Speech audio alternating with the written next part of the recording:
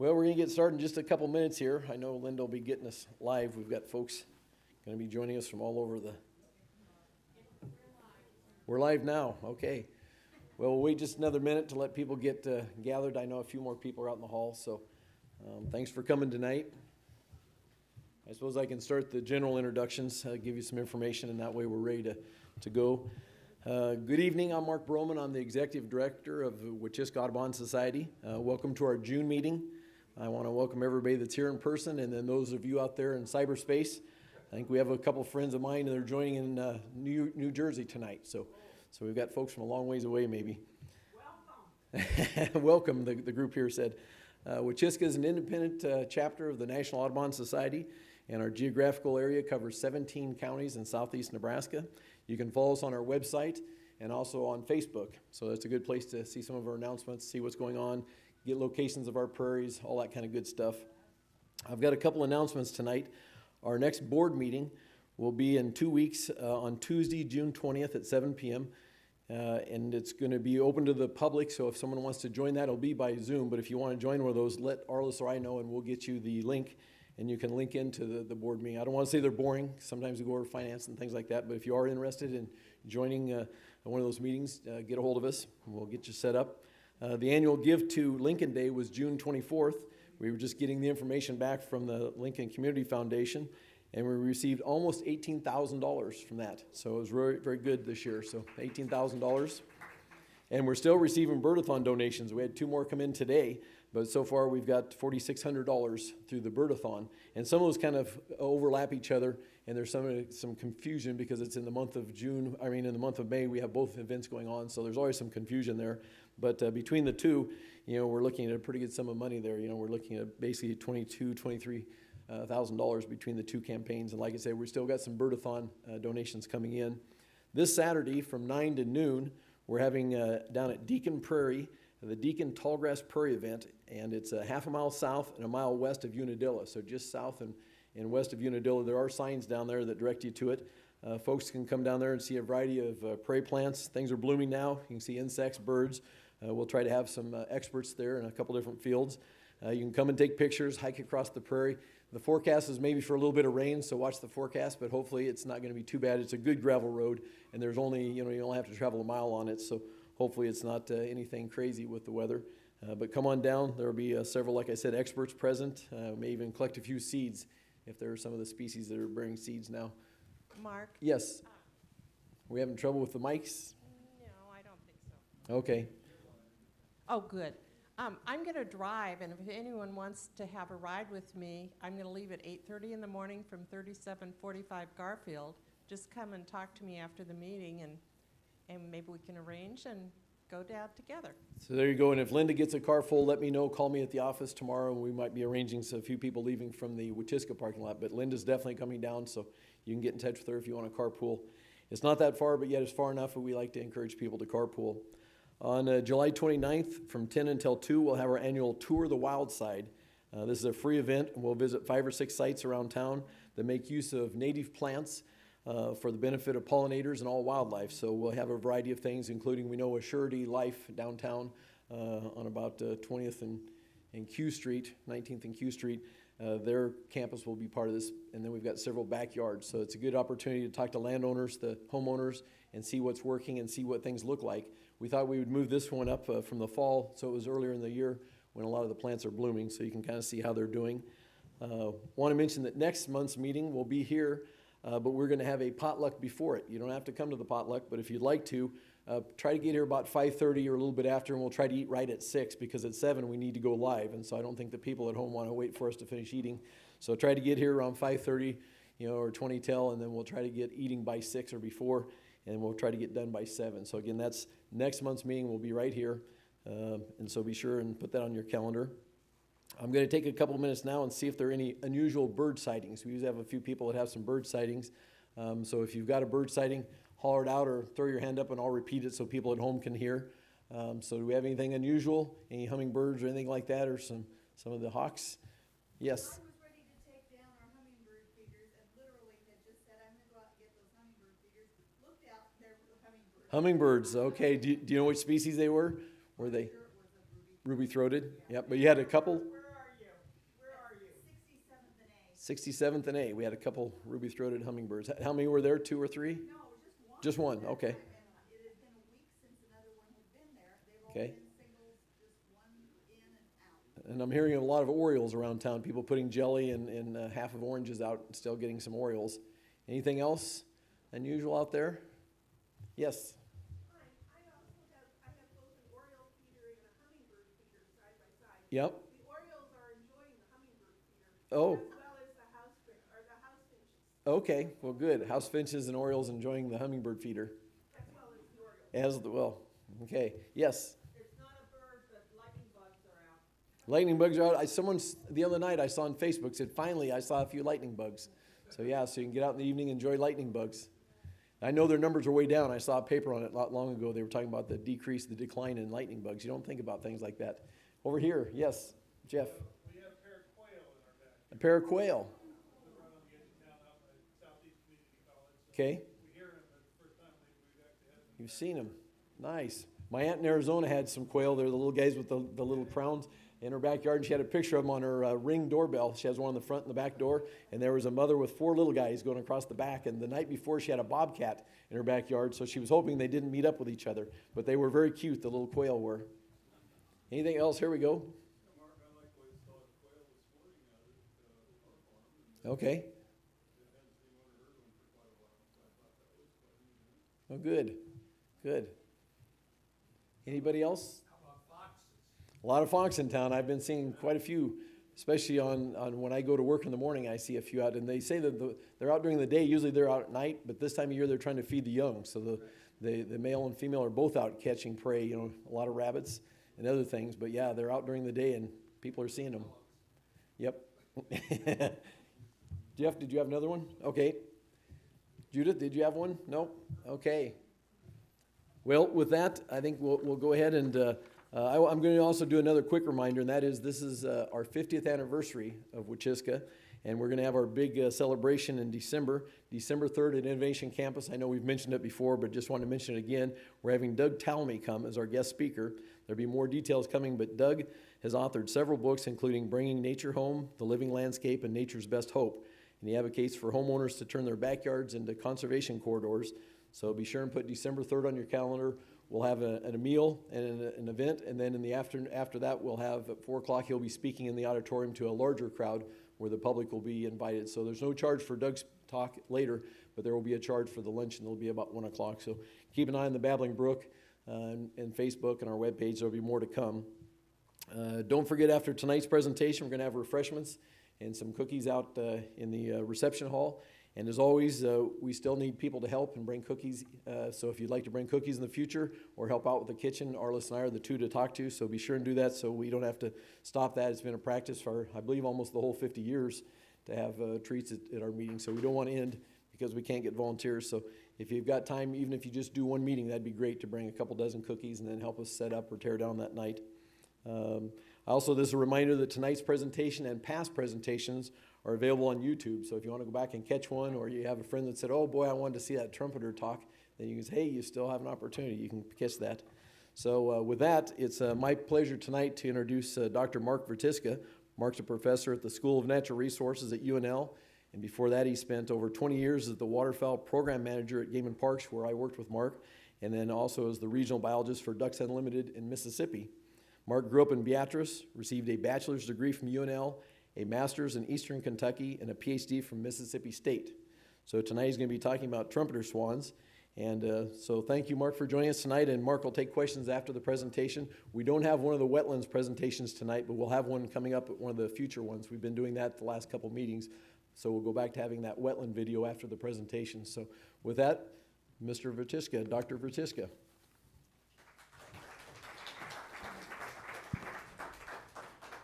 Thank you, Mr. Broman. It's good to see you again. So it's been a few years. So, and I guess you're putting the pressure on me I'm between the refreshments and the cookies and everything. So, yeah, tonight I'm glad everybody's here and just kind of want to go through some stuff here with trumpeter swans in Nebraska. And it's amazing to me when I talk to a lot of other groups, people don't even recognize or know that we even have trumpeter swans here in the state of Nebraska.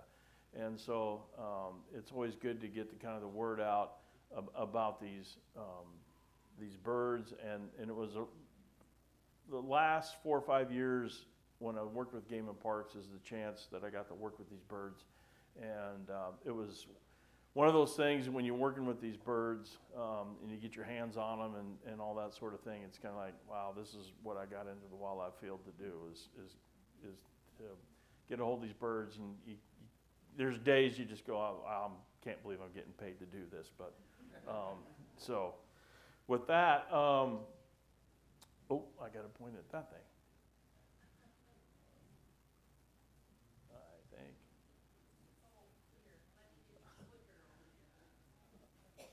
I got it. Oh, there we go. There we go. Okay. I'll give you a little background, and maybe some of you already know this information, and then what I want to do again is kind of talk about some studies we did here. Actually, now getting on, dang, now that I'm thinking about 10 years ago, wow.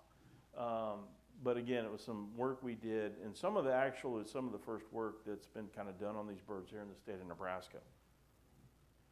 And just to kind of, again, some background, if you had any doubts or didn't know this, trumpeter swans are the largest waterfowl species in the world, which makes them, I believe, the largest water bird in the world.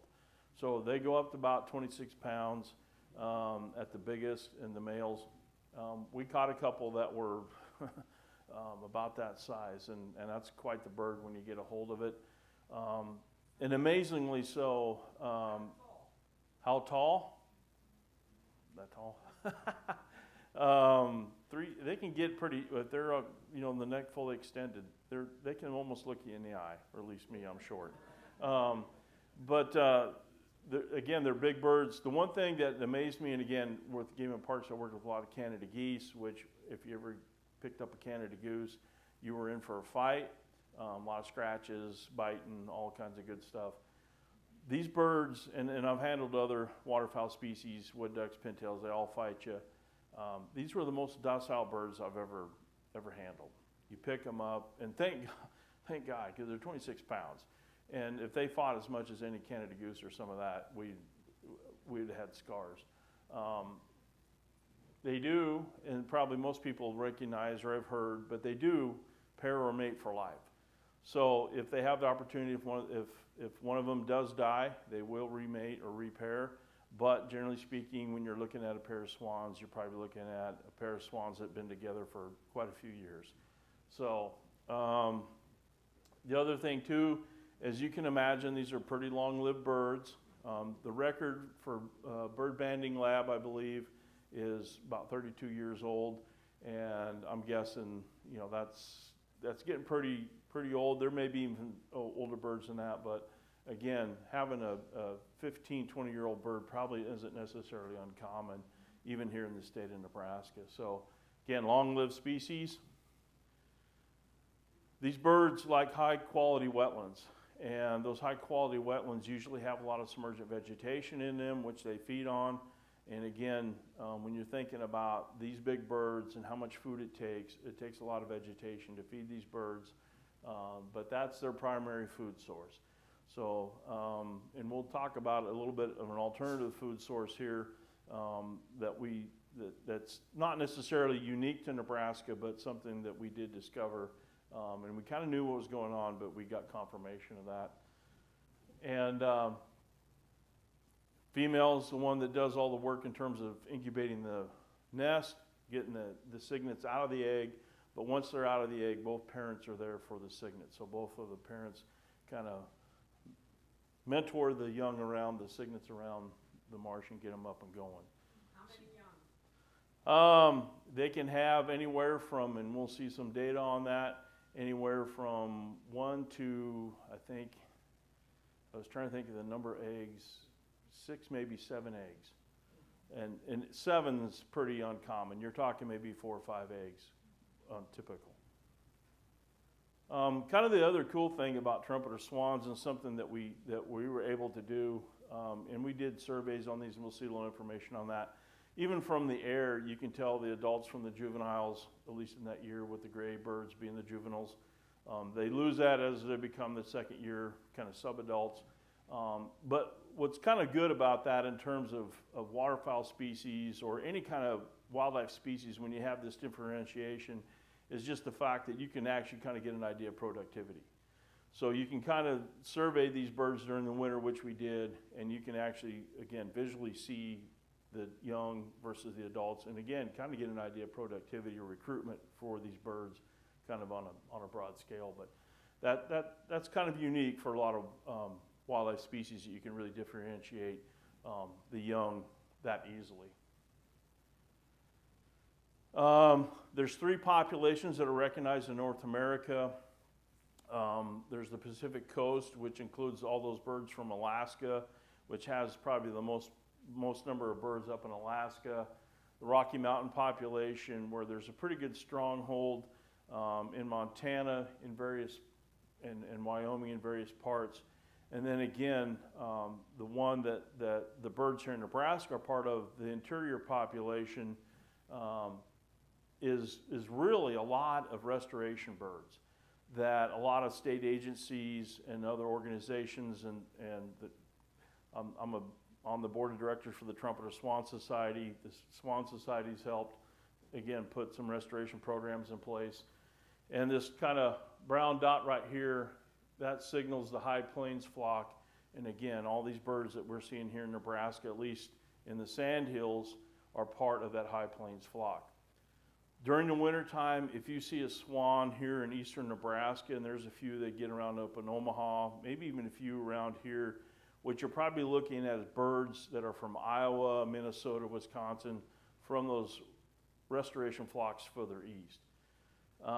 If you go to, and probably the furthest west they go, and this is a group of birds I'm not really sure of, but we used to always catch about 20 birds right around Columbus.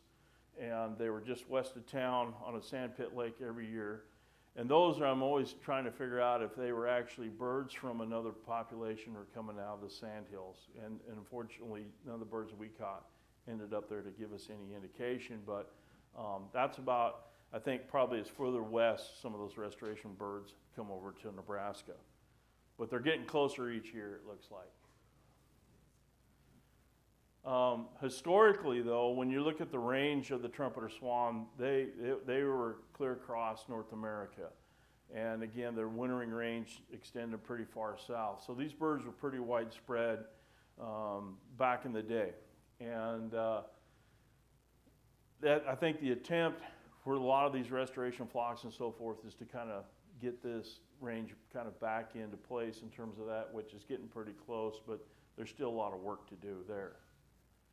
And really, what happened with trumpeter swans is being these big white birds, being where kind of the population centers were at the time, in the 1800s and so forth, they were really, I don't want to say they actually were really targeted. And a lot of that, the reason that they were targeted was not necessarily so much for their meat, but actually for their feathers. They were used for makeup, their skins. Supposedly the quills from the feathers were some of the most preferred riding quills that you could get. And so, in fact, some of the best, and then hats and so forth. They did provide probably some subsistence meat for some of the settlers and so forth early on. But you're talking these big white birds that probably don't necessarily move too much. They're on the same wetlands year after year, as we'll see. And they probably took a real brunt in terms of extirpation. And in fact, by 1932, and I'm actually, to be honest with you, I'm surprised that there was this many left by 1932. And so when you look at 32 compared to the Migratory Bird Treaty Act going into place in 1918 and protecting these birds, it's still kind of amazing that actually this many were left. And again, when you look, if everybody's been out to Yellowstone Park and so forth out there, some of that country's pretty rugged, you get some places out there that these birds probably actually had some sanctuary from people getting to them. But that's where they were found in the lower 48. And subsequently, they're also found in Alaska, a lot of those birds too, after this. But this was kind of the last birds that we saw after kind of the 20th century there, beginning of. And that area, has anybody been to Red Rocks Lake National Wildlife Refuge? And I haven't myself, but this is one of those bucket list things. I do want to go there, and partially because this refuge was established to protect a lot of those birds that were still remaining here in North America. It's in Montana. So if let me go back here, I'm sorry. So if you look on a map, it's right there, and so Montana dips down, and so Yellowstone Park is right here. So it's just across the border from Wyoming. It's not very far. So if anybody goes out to Yellowstone National Park, you're not that far from Red Rocks. So, and again, I've been out to Yellowstone a couple times, and every time I just haven't made it over there. And it's a beautiful, from what I understand and some of the pictures I've seen of Red Rocks, it's a beautiful, beautiful refuge. Yeah, so in 35, Franklin Roosevelt created the refuge, signed the papers, and again, this was one of those refuges targeted at, saving the trumpeter swan. And when you kind of got protection on these birds and some management and so forth, working with these birds, it didn't take really long for these birds to kind of the population in that area really to again, really expand pretty quickly. So by the 50s, you're talking 20 years later, all of a sudden we've got 500 swans out there. So again, a lot of birds kind of expanding in that area. And I think there was probably some restoration work in here. I'd have to go back in and look. But again, if there was, it was successful, obviously. So people said, hey, we got birds here, let's move them around a little bit. And so one of the places, and I'm not sure how it was decided, La Creek would be a good place to do it. My guess is looking at probably the wetland characteristics at La Creek, and again, a lot of submergent vegetation, kind of the habitat, that they decided to bring some birds over from Red Rocks to La Creek as a reintroduction effort. And so for a couple of years there, 3-4 years, they brought in about 60 birds, as you can see. And they were fairly successful, although just a couple years down, there's just mortality that happens. Again, when you're reintroducing species, they got to get accustomed to things, all that sort of thing going on. Kind of reduced the flock, but they kind of leveled out and off they took. And actually just, kind of when they're kind of hitting maybe a low point, they're starting to breed at La Creek. And he had a couple broods being produced, so they're starting to take off. And then just the following year, in 1964, we actually had, for probably the first time, I would guess in probably 60 years around the turn of that century, we had trumpeter swans back in the state of Nebraska breeding. So again, these birds are readily, really take to new kind of areas as long as the habitat's good for them. They do pretty well. And so when we look at the numbers now, and this is from the Midwinter Survey again, this is a survey that is flown every year, has been flown every year since 1970. It doesn't go back here, but in current numbers. But you can kind of see the big thing here is just the growth of this population since 1990 has been pretty steady. What's the different color I see? Yeah, the colors, we actually had most of these birds, again, in this blue color here, you're probably talking South Dakota for the most part, although there are birds in Wyoming, just kind of across the border that may have been in here. But Nebraska really has, when you're talking in wintering populations, that's where these birds are at, and we'll kind of talk about that here too. Again, right now, as we kind of go back to this map, the one thing about this population, though, it's fairly isolated. Again, you've kind of got, if you look at the, for lack of a better term, you got a big corn desert right here between these two populations in Iowa, or the nearest ones in Minnesota, and then kind of big wide open prairie with not a whole lot of wetlands out here. And again, this population is a little bit isolated. And because of that, there was some work done about genetic diversity, and it's found that it's fairly low. And again, these birds came, when we stop and think about where these birds came from, they came most of them, or all of them came from red rocks. So there wasn't birds brought in from Alaska or other places that kind of help that genetic diversity from the get-go. But I think that'll change here in the near future, just with these birds, again, populations expanding. Again, they breed in the sandhills. They're year-round residents here in the state of Nebraska. And again, this is kind of a cool picture.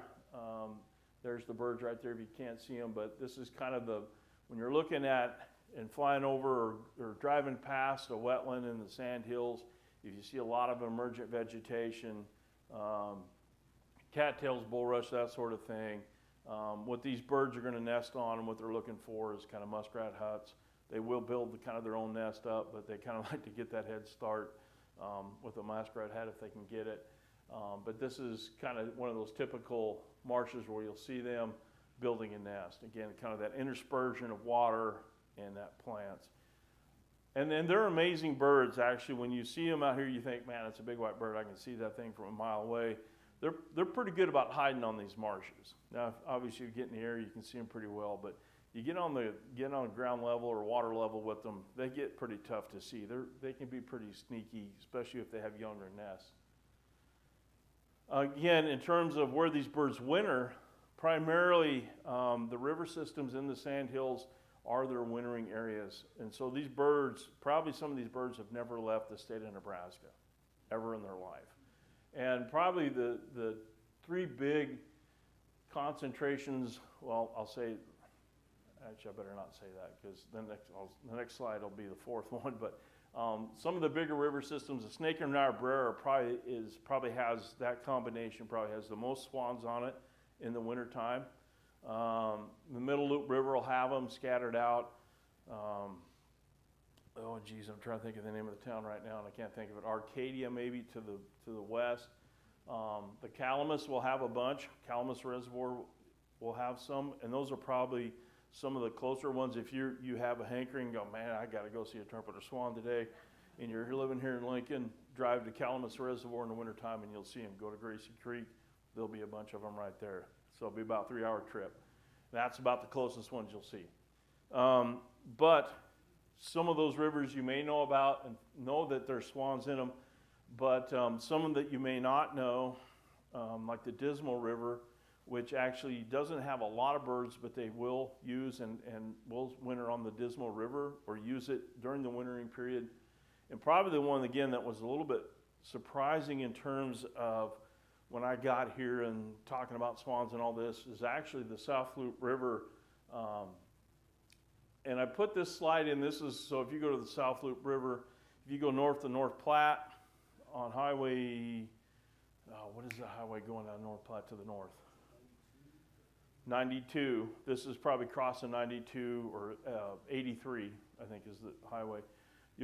This is the width of the South Loop River. It doesn't look like much. When you get down by Arnold, there's a couple ponds, the river widens out, and they're using on those ponds. And what we have there at Arnold is about 200 to 300 swans right around Arnold, which is amazing. You wouldn't suspect that they'd be there.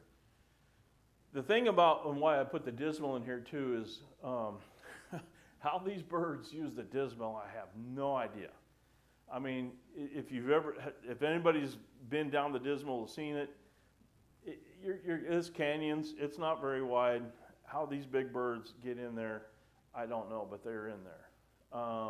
And how they get out, I don't know either, but they can do it. And probably even so, what we have too is a couple creeks, Birdwood Creek that feeds in about Hershey, Sutherland area into the North Platte River, and Blue Creek, which is west of Lake McConaughey, there by Llewellyn, feeds in right there. Both of those creek systems have trumpeter swans and pretty good populations wintering there too.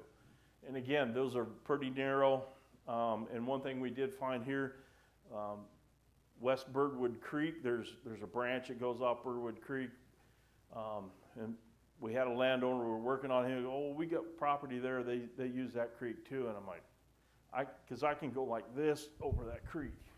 And I'm like, you ain't wedging a swan in there. I don't, he'd get stuck.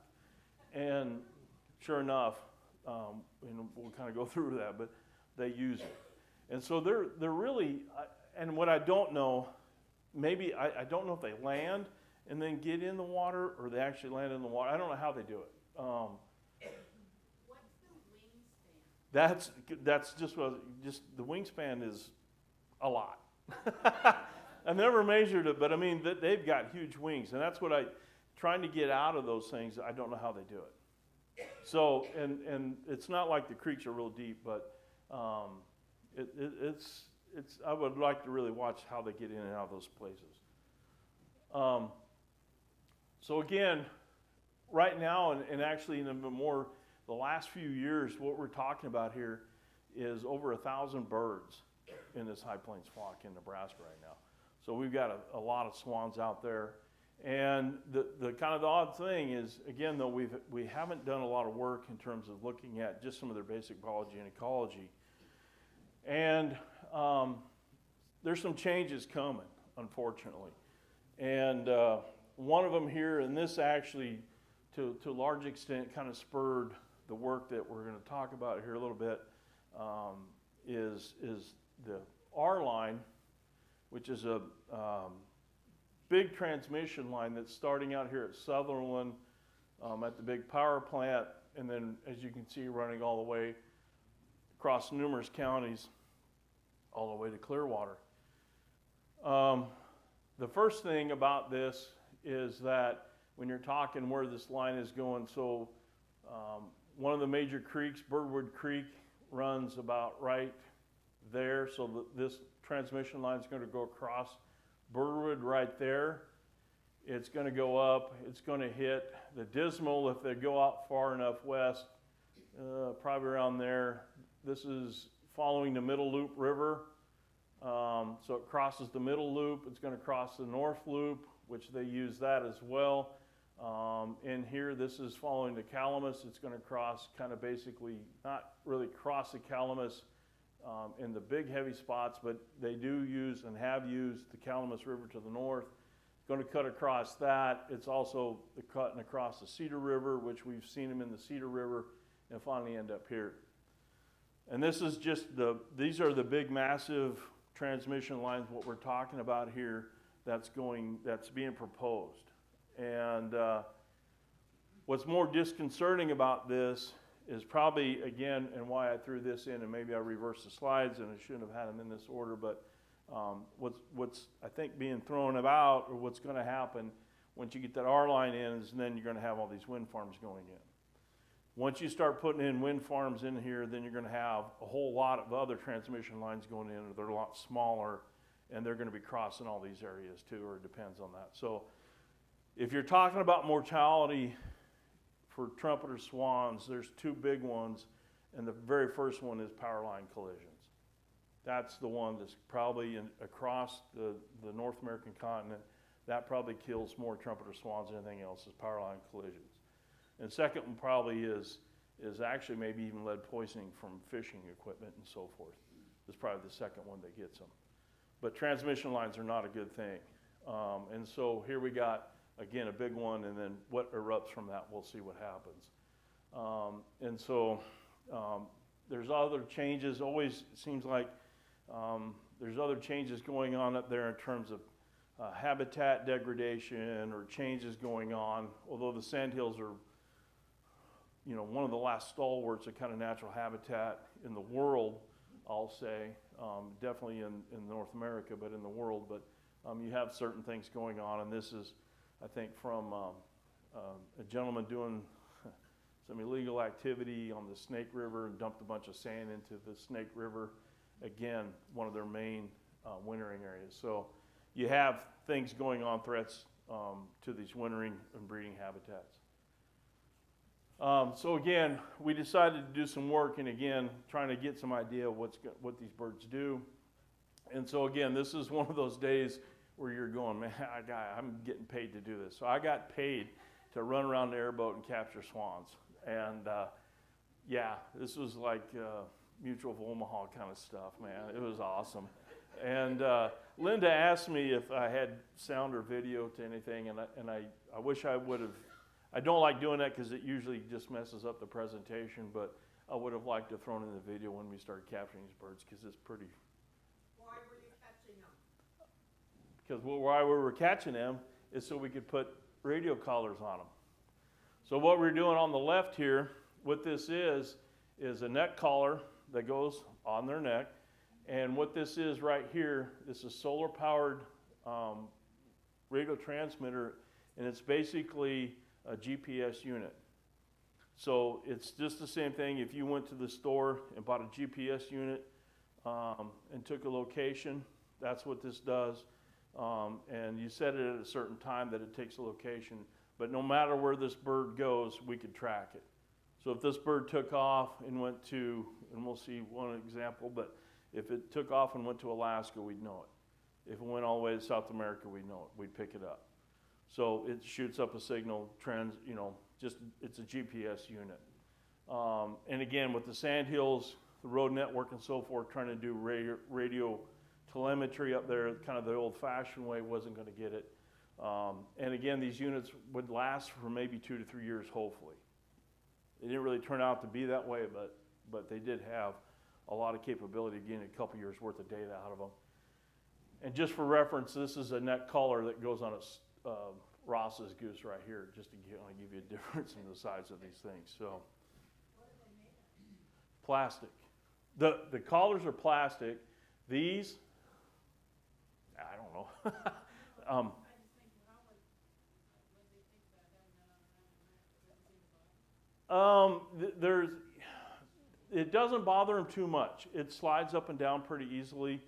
The only thing that we were concerned about, and there had been previous work with neck collars, and that goes not only for these swans but for geese, is that you get under the certain right conditions, if you can get icing on them, and it can cause mortality on them. And you're doing the neck instead of the feet or the legs. Yeah, just because if you did their legs are going to be in the water all the time, or 95% of the time. And so trying to get any kind of location data, we wouldn't be able to get it. Backpacks, we thought about putting something on the back, and we thought, well, they may be able to get that off. And then just in terms of attachment, it gets real difficult because most waterfowl species, you put these little harnesses on them and so forth. It works pretty well, but with the swan, I mean, you're trying to put like a rubber hose around him, and we didn't think that would work very well. And again, with these, it's pretty easy to put on. And we'll kind of go through a little bit of that. And again, so that's what it looks like. And if I remember correctly, this bird's, we caught this one, I think R19 was up by Merriman, Nebraska, Cottonwood State Recreation Area, I think. So this is her and her mate there. And we tried to capture females with cygnets as much as we could, but we caught other swans as well. How do you tell a male from a female? Well, I mean, it's not by color, right? no. You kind of have to turn them over and, That's okay. yeah. If you want me to describe it, I'm going to be really embarrassed. But that's the only way you can tell. Actually, when we got on the wetlands with the airboats, and we got out there with the swans, if they were side by side, you could tell the female, generally speaking, she was just slightly smaller. If they were right side to side, you could tell the difference. But if they were by themselves, you just had to capture them. And When that airboat is so noisy in the world, yeah. Well, they didn't like it. I can tell you that. They didn't like it near as much as I did. But the habitat again that you're in terms of them, the birds and so forth, we were pretty limited in using anything else. You couldn't run a John boat. I know in some other places they use a whole bunch of people with a whole bunch of kayaks and kind of, we didn't have that option just given the number of people that we had available. And in some of these instances with an airboat, you drop it in. I remember the first couple we did, you know, we could actually drop the airboat, get it going, get out, capture the swan, and be back on the bank, and actually turn the bird loose in 30 minutes. Because it was that quick, we could get them, and putting that collar on, it was pretty fast. How do you capture them? What's it? We had a big dip net, Okay. a really big dip net. During molting? Yeah, and so yeah, we caught these birds during molt. So the adults could not fly, well, the one thing we found out, and I should have known this, but I didn't. But the swans are weird with their molt in terms of their young. It seems like one of them is going to be still flight capable, and one's not. And so it seems like one of the adults can still get away, but one's always going to be with the cygnets. And so you there was a period that they overlap with being flightless, but it just seemed like, I'm trying to remember how it went, if the females tended to molt first or the males, but there was a time and period that you had to hit them just right when we had to go, like mid-July is when we had to get out there and get them. But yeah, big old dip net. And they're fairly elusive. They can double back on you and stuff, but yeah, you got a dip net full of swan. You had a dip net full of swan. So, but again, docile. It was pretty quick and efficient. On my phone, it says that their wingspan is 8 feet. Yep. And can be up to 10 feet. Yep. I would believe it. Yeah, and that's kind of one thing is, I think we only managed to capture one swan, a female that was flight capable. We actually ended up capturing her because they were on the bank. I don't know how we snuck up on them, but we kind of did. They were on the bank, and she couldn't get a good enough run in the vegetation that we could caught her. But so that's why I don't have a good idea of wingspan, because most of them are flightless unless they're flying right over you. But and again, what we're trying to do is just get some idea about movement of these birds and where they were going, how much time they spent there. Just again, some really basic information we did not have. And kind of at this point, we realized in trying to capture these birds and getting everything going is that one thing is we didn't have a whole lot of information about their productivity or nesting habits. Some of the real basic biology stuff that you want to know. And also just in terms of kind of locating swans, again, we were looking for females with cygnets, just kind of getting information on that prior to going out. We had access to these swans from the landowners. We could drop the airboat and go. We initiated kind of a nesting study at the same time, or for a couple of years, where we're looking at, again, swan productivity in this area. And what I'm going to kind of do is flip the results on you here, and when we get to those. And kind of what we did is initially we did a lot of flying over the sandhills looking for these birds. So all those dots probably had a potential swan, or we flew over certain lakes. Again, we actually have, there's swans, I gotta look here, Atkinson Lake right here. So the town of Atkinson's right in here someplace. Well, here's Bassett. So we do have swans in the eastern part of the sandhills. Where we concentrated a lot of our trapping was kind of in Cherry County, Sheridan, Grant, kind of more of these western areas of the sandhills. But they're fairly spread out throughout the sandhills.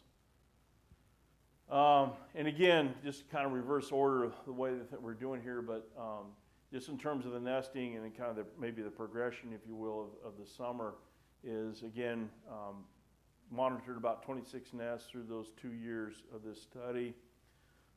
Again, not much really gets after swan nests. They're over water, they're in heavy vegetation. Again, they're pretty hidden. So in terms of hatching and so forth, there's not going to be a lot of things that are going to get to these birds. And actually one of these failed nests that we had here actually got flooded out. There was a lot of water coming in. And actually we published a paper on this. We actually, and Mike Forsberg, who did a lot of the people that have been doing the wetlands work, Platte Basin time lapse, actually caught footage of these birds as this nest is flooding up. They're trying to build it up, and they just can't keep up with it. And then probably what happened, I think, if I remember correctly, there was a big thunderstorm one night, big waves, a lot of wind, and it kind of just collapsed the nest and it failed. So of the 24 of the 26 nests that had hatched the cygnet, one of the failures was due to flooding, and I think probably the other one would be more than likely due to flooding as well. And again, there's the average clutch size that we had here in Nebraska is around 5 eggs per nest. And again, well, there it is. We didn't have any eggs that were predated. The hatching rate, hatchability 100 out of 140 seems a little bit low. And again, that may be coming back to some of that low genetic diversity kind of into play there. That seems a little bit low for most waterfowl nests or waterfowl species. Usually that's a little bit higher, 80–90% of the eggs should be hatching or fertile. Oop, wrong thing. Sorry, I probably just blinded somebody. So we hatched out about 101 cygnets come off the nest, and we had about 40 of them, 40% of them made it actually to flight stage. And we'll kind of look at that here in a little bit. And again, for 5 eggs, 4 cygnets, so you left usually 1 egg in the nest. And pretty common here, and this for waterfowl species, a lot of bird species, when you're talking younger birds, those are going to be the ones that are going to suffer most of the mortality. So when you're looking at a daily survival rate, which 0.97, for those for those cygnets that are 15 days, 2 weeks or less, you can see it's a little bit less than those that once you get past kind of that 15-day stage, they're probably going to make it. And if you get past probably 21 days, that probably goes up even further. So again, you got to get them through those first couple weeks, off they go. And when we're looking at other areas here, comparing our kind of the fledgling rates, Nebraska is actually on the low end for some of the studies we were looking at. And so, and actually the lowest that we could find. So when you're starting to look at some of these areas here, with the exception of Iowa, but you kind of look at these locations and take a look around. And one of the things that we do note in Nebraska and on these sandhill lakes, that we probably had a predator base that's fairly unique compared to what you're seeing probably in Alaska.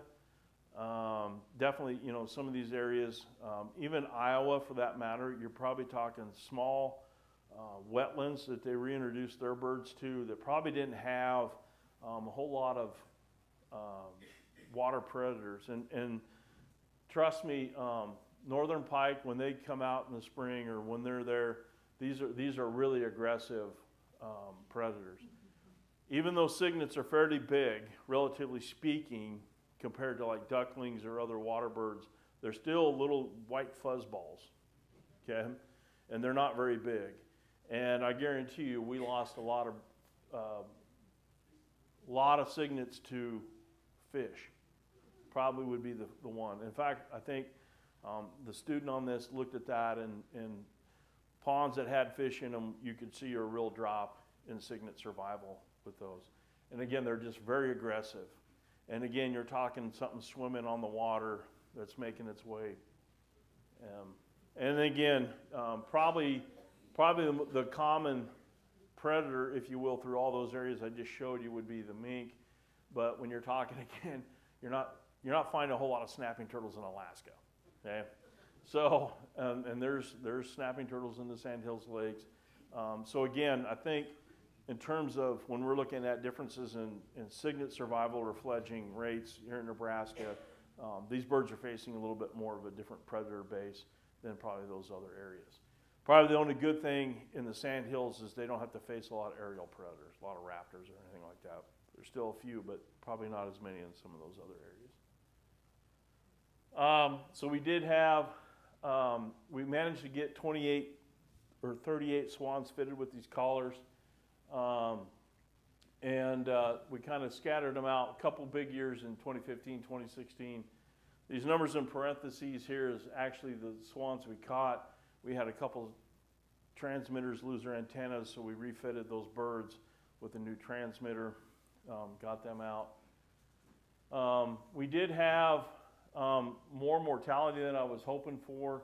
And again, I think some of this, we actually had some that was natural. Well, I wouldn't say natural. When we're talking about power lines and so forth, we had one swan. She was the first bird we caught. She raised a bunch of young. She made it down to a wintering area, came back that next spring, and then all of a sudden we could tell she was like in an irrigation canal or not an irrigation canal, but a drainage canal or something. And she was there, and then all of a sudden the transmitter doesn't move. And what we think, it was near a farmstead or ranchstead that she probably hit a power line, or at least we hypothesized she hit that. Didn't get killed, but ended up in that ditch, and then eventually something got her. What we did find, though, with some of these mortalities is the one bad thing, and again, if we had to redo this, most of these mortalities were young birds, and they were probably they're probably non-breeders. Swans will start breeding at maybe age 3, maybe age 4. We caught some of these birds, I bet, were 2 years old, probably away from their parents for the first time, and they just couldn't handle the stress of capture and or the transmitter. And if we had to do it again, we would probably not capture any of those birds unless they actually did have cygnets or actually tried to nest, so we knew they were adults.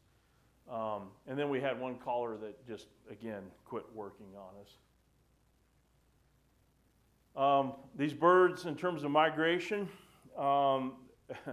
pretty easy to predict in terms of if you look at a weather event occurring in a year, when the Sandhills Lakes start freezing up, these birds start moving. Kind of the thing that caught me a little bit is just the variability of when migration happens. So it has happened as early as the 3rd of November, which was pretty extreme cold weather event happened. Sandhills Lakes freeze up, but you also all went away to the 7th of December before you had these birds kind of moving out of the sandhills and headed south to wintering grounds. And again, same thing within the spring, when you're looking at just the variability of when things start opening back up in the sandhills and when these birds will start kind of going off these wintering areas and headed back north. And I say north. And again, you're talking about a 90-day wintering period. So about 3 months that they're going to spend on these wintering areas. Again, all the creeks and rivers that I talked about before, we found them in all those, so we weren't necessarily shocked about finding them, although we did find actually, again, going back to some creeks that a couple along the North Loop River and a couple along the Niobrara that you just would not suspect a swan using. They were in there. And again, you're talking these creeks that you can basically jump across, and they're in there using them. So we did find that. So I probably any open water in the Sandhills Creek or whatever it is, if it becomes open, and we'll go tell you about something else here, they're going to use it potentially. Only 3 of our swans moved out of the state of Nebraska. And actually 2 of those 3, actually, they moved to La Creek. And we actually caught them probably like 10 miles away from the South Dakota border. So it wasn't like, here's this big migration, but they moved to South Dakota, so it's out of state. Okay. But we did actually have one that moved way south, which really caught us off guard, and actually went down to Kansas and Oklahoma for the winter. And this is, again, in terms of radio telemetry and these units. If we were using the regular radio telemetry that a lot of people use, we never would have picked this up. And where this bird ended up at, we caught it probably, I gotta think here, we caught this bird actually by Cottonwood Steverson, north of Hyannis, or north of Lakeside, and it ended up down here, at least partially here, and then it even actually went further south into Oklahoma. By itself? Yeah. Well, no other transmitted bird went with it. We don't know if there was other birds with this. If anybody, I have an aunt, or I had family that lived here in Mineola, Kansas, right here at this crossroads. Has anybody been down here south of Dodge City before? This is not swan country. If you're wanting to go, if you have a hankering to go watch swans, don't go south of Dodge City. But they did. They ended this, and it was a really wet year that in 2014. Ended up down here, and again further south. It ended up on kind of like a pond, watershed pond, down. Dang, I can't remember the town in Oklahoma. Getting close to Woodward, but it kind of ended up there. There had to be a lot of other waterfowl species wintering there, Canada geese, mallards, other birds. And this bird essentially, and I'm giving away a little bit of secret here, but spent basically the winter field feeding and then just coming back to that pond to roost. But that was the longest migration we had, and again, the only one that we caught and went south. And it was a non-breeder. We caught this bird again with a whole bunch of other swans. And again, we're thinking this is probably a 2-3-year-old bird. Wasn't mature enough to breed, but was on in there. And again, it didn't really go back to that same spot the following year. It stayed in Nebraska. And when we've seen these birds move, what they're doing, again, probably in these big cold weather events, sandhills lakes freeze up pretty quick. These birds basically, once it gets cold, they go from a lake straight to one of these creeks, rivers, and that's where they end up. Although we had some, I kind of use the sandhill lake, kind of like a little short stop. So they're on their breeding lake or around that, stop at one pond, and then they end up on these wintering areas. The one shocker that we had the very first year is we actually had, during the wintering period, a bird on the wintering grounds. Well, we'll go through that. So this is a bird we caught at Swan Lake. So if you go to the town of Arthur, it's kind of north and east of Arthur, Nebraska. This is, if you're ever along Whitman Road, this is it. So this is south of Whitman a pretty good ways. And it's an awesome lake. And these people I'm so envious that they get to live there. Anyway, we caught her on Swan Lake, was there through most of the time period. She migrates down, I think it was November 14th, big cold front. She moves down to Lake McConaughey or North Platte River below Lake Ogallala, McConaughey, hangs in here. And then in December, we had a warm spell, and she went back to Swan Lake. And I think Swan Lake is one of those, the sandhills have, some of these lakes actually have like I'm trying to think.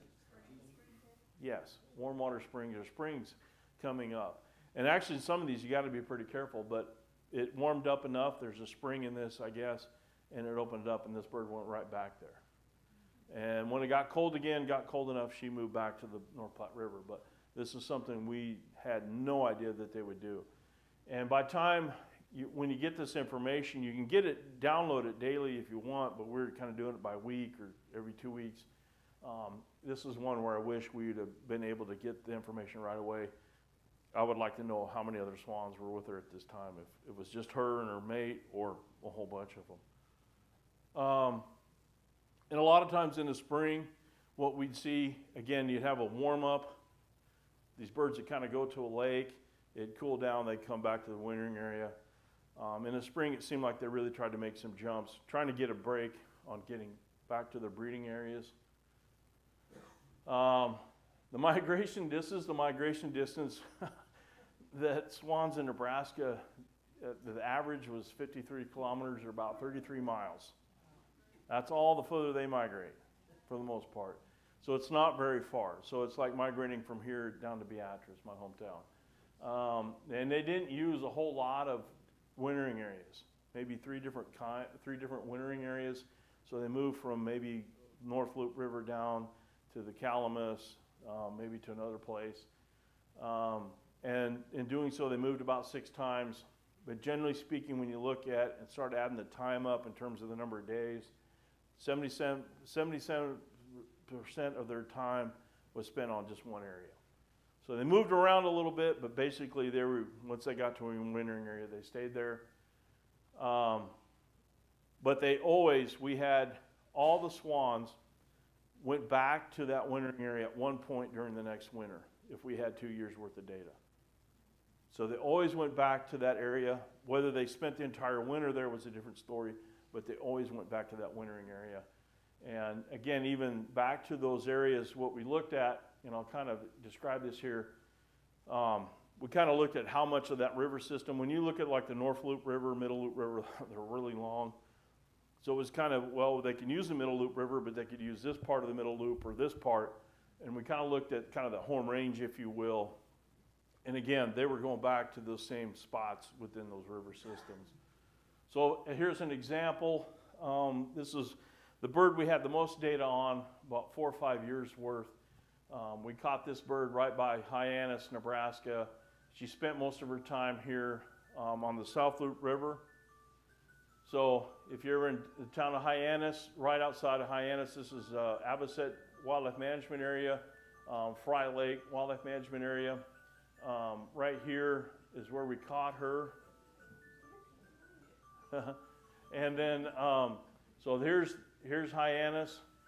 I'm trying to think. Oh, I'll go through this here.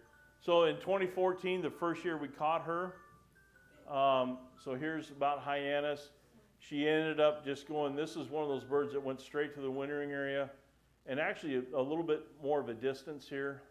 And again, you're talking Arnold is about right in here someplace. The town of Stapleton is probably right in here. So she spent the entire winter there. Again, what you kind of see a little variation the next year, she actually went to Sandhills Lake first, and then made an immediate departure down here to Arnold and spent most of the winter.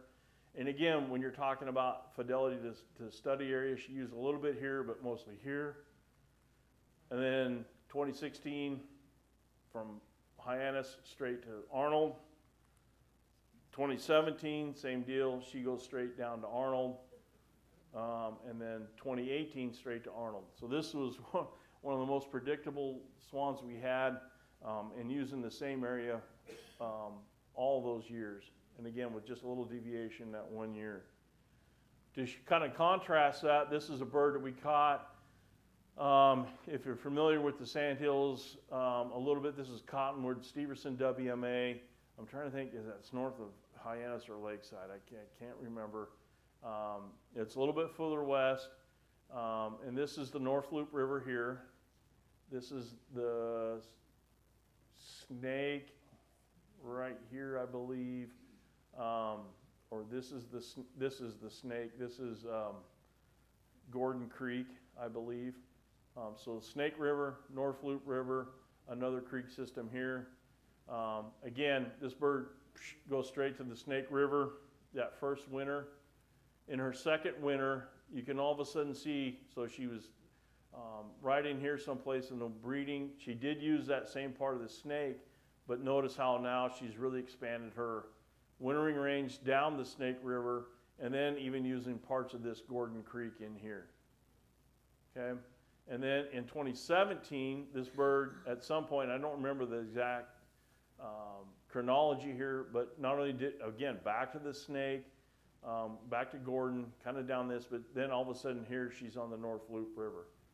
So again, when you're talking about kind of these birds, you kind of get this little thing, and she probably didn't spend a whole lot of days here on the North Loop, but she did. And so this is kind of the pattern you'd see through a lot of these birds. We're also looking at, and I had an undergraduate starting to look at this. So when you look at these swans, is it the same swan you're looking at on these breeding areas? And from what we're telling, what we can see right now is if you have a pair of breeding swans, that's the same pair that you're probably looking at year after year. They don't change much. They don't move much. And part of that may be just the amount of habitat out there, and again, or the wetlands themselves. But they probably defend their home territory pretty well. And again, this is a bird. This is actually R11 again, so the one we were just talking about. And this is the lake we caught her on, and she was there in 2015 when we caught her. 2016, there she is here again. And this is actually kind of later in the summer. She's there, and then actually in 2017, here she actually did use a different lake for her breeding that year. So it's not 100%, but it's pretty close to that.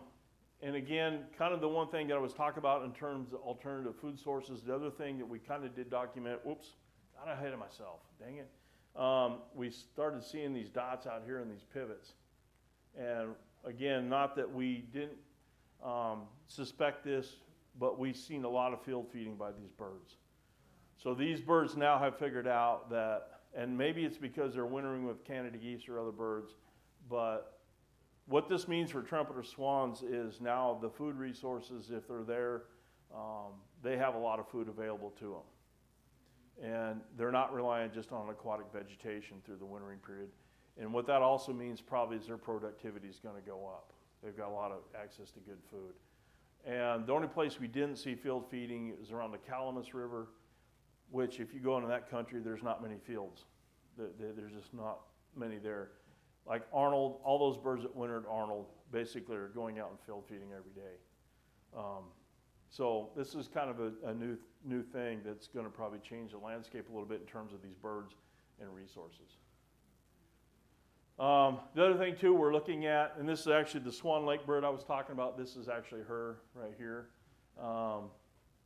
Again, we're looking, I have an undergraduate kind of looking at some of this stuff too, so we're looking at right after the kind of the cygnets quote are able to fly, get it going, we're going to take a look and see what they're doing on the landscape kind of before they go to the wintering area. So it's a little post-breeding stuff. So we're working that up as well. And again, just to kind of conclude here, I think, you know, in some ways, I think the future is pretty bright for these birds in Nebraska. You know, again, with some of the things going on in terms of habitat changes, it may affect them. We'll see how all that goes. It just depends on the extreme of that. And again, to the degree of some of these wintering habitats or breeding habitats, what happens with those. But generally speaking, they're doing pretty well here in the state of Nebraska. Finally, again, just a lot of people were involved in this. And again, a lot of fun in doing this. We actually even had an individual, one of the ranchers, and we took a lot of ranchers on airboat rides. They wanted to get out there too, so we would take them. But a lot of people helped with this that made it possible. So with that, I'd be happy to take any questions.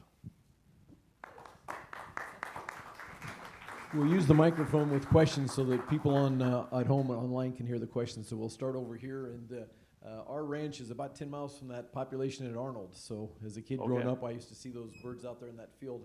And when it's snow covered, you can't see them. When you have a cornfield covered with snow, it's real tough to see them. Yep. So here we go. Is someone monitoring all this stuff all the time? I mean, is there a certain person that's monitoring all the tracking of these swans?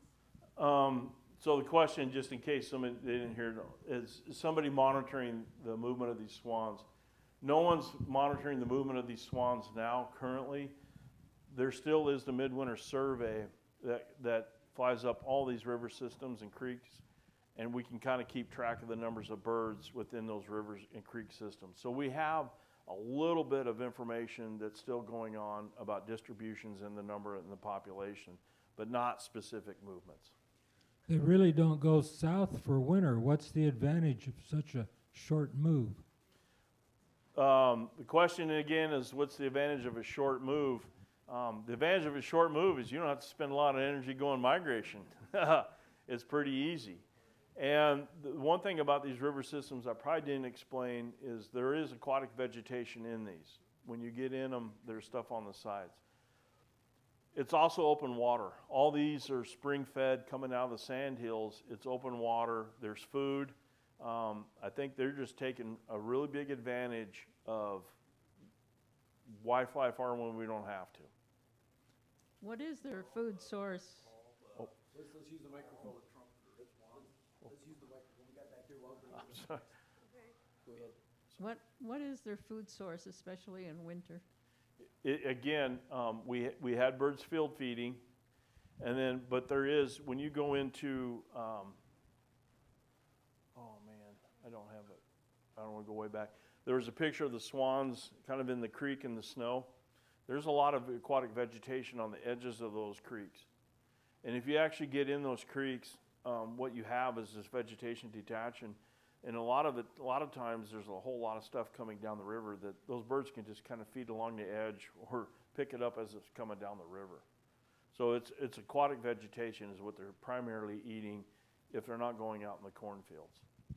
And most of the time in the cornfields, it seemed like when it got really cold is when they really use those. Except, again, the birds around Arnold, which they've just adapted to field feeding. They're going out every day to get to a cornfield. Yes, sir. Are all the North American trumpeter swans of the same species, or are there subspecies? All the same species. So you could get genetic diversity by introducing. Yes, and Stuff. we talked about doing that, and what we think is going to happen here probably in the next 20, 30 years is those birds from other restoration flocks and the sandhill birds and the high plains are going to meet up. And actually in the state of Minnesota, they're already starting to expand into the Dakotas. So they're coming over the border. Our birds, again, are going further east in the sandhills. Once the interior population, the restoration birds from Nebraska east and these mix up, genetic diversity will go way up. So, but you could theoretically bring in birds from other areas and it'd work.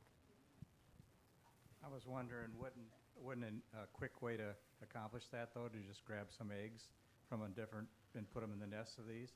Yeah, we talked about doing that potentially. The only thing is trying to get eggs from a population, you'd almost have to have like an airplane, you know, and that's how I think how they kind of have done some of that in other places. Just logistics of getting that all set up. And the one thing we didn't want to do is start taking eggs and going out and disturbing the female on her nest if we didn't have to do it as much as we wanted to. You could do that. Again, what we're thinking is it's going to happen naturally anyway. We'll be okay. And if the population, I think, was declining, I think we'd be taking more steps to do it. But population's doing fine. They'll get all hooked up. I'm sure of it.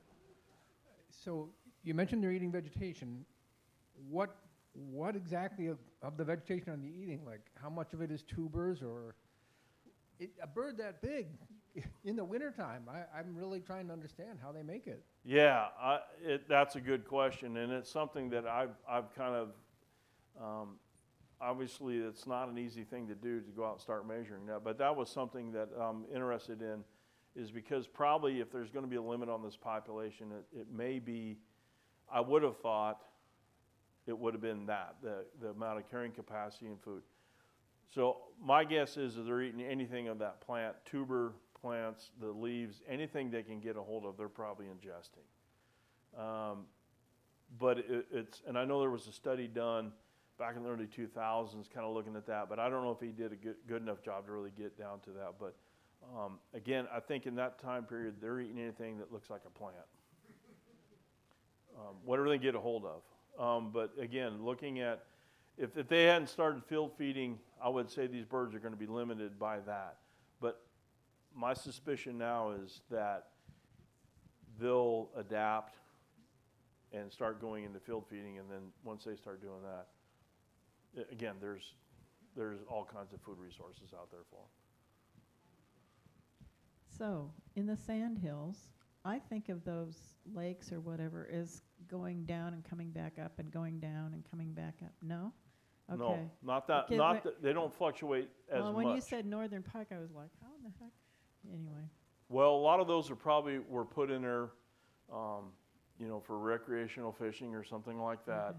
or they, surprisingly, and actually probably one of the bigger constraints on trumpeter swan expansion is carp Oh. in Sandhills Lake. And it's amazing how those lakes are connected by a waterway when water gets real high. And in 2019, when you had a lot of flooding up there, you had a lot of movement of fish. And I think they can naturally get there, but probably most of the pike and bass have been put in there by somebody. And when there's so much vegetation in those, does that keep it from not freezing as quickly during the No, winter? it actually helps freezing because the water doesn't Oh. move as much. Okay. Yeah, when you get real thick of that stuff, it freezes up pretty quick. Did the swans in Iowa and Minnesota also come from the Yellowstone 69? And wouldn't they have the same genetic? No, the birds for the restoration, I think most of those birds came out of Alaska. Oh, So thank going you. back to your question, they actually you. had a pilot flying in Alaska, flying eggs out of Alaska and incubating them and bringing them back. So it's a different population source. Yeah. Any other questions? Oh, Yes. Just a second. Let me bring a microphone down here.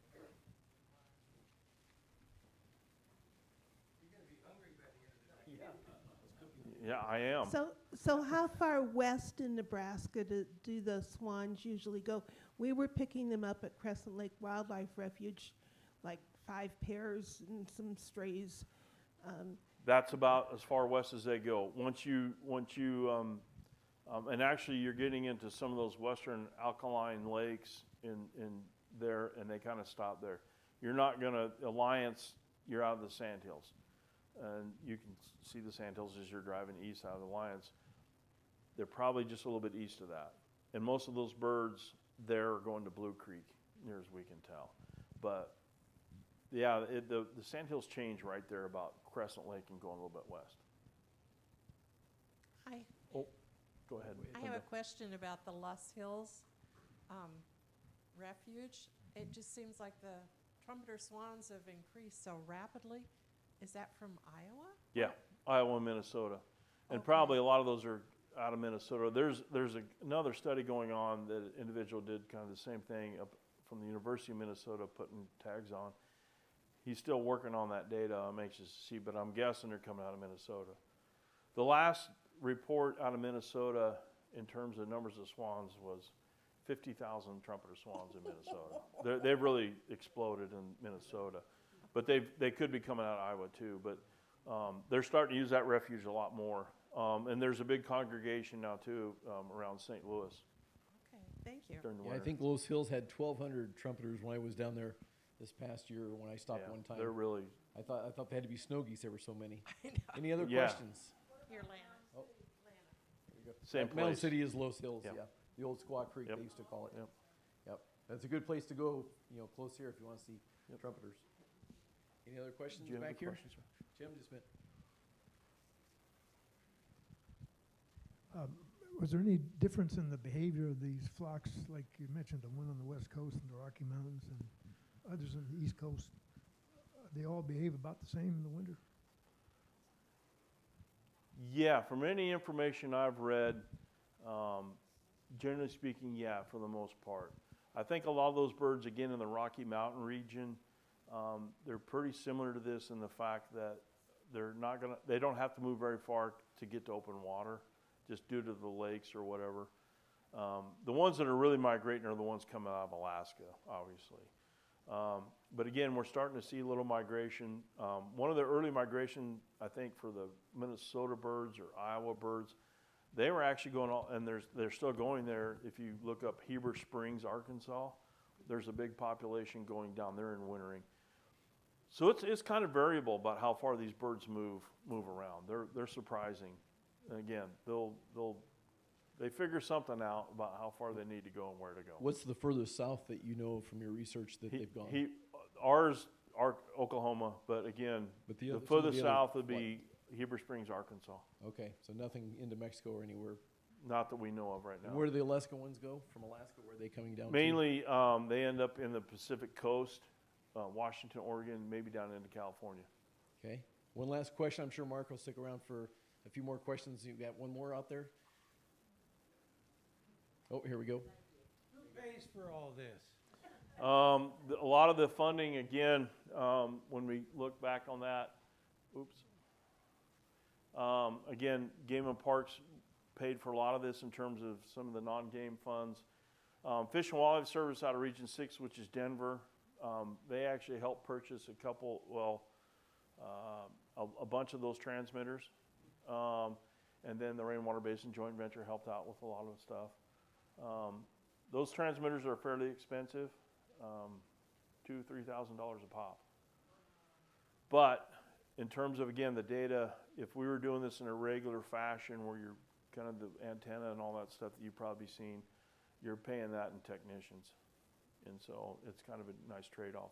And again, these birds can go anywhere, and we knew where they were going. And in the Sandhills, the road system, which is a blessing.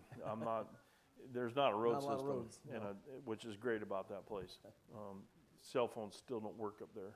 I don't get up there often enough.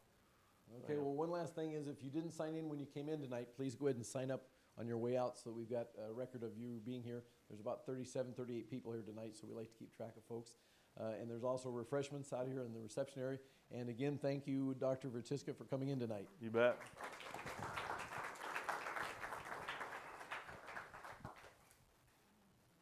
Okay. I'll go out and get some of the stuff set up for this, and then I'll You visit bet. with you in a minute.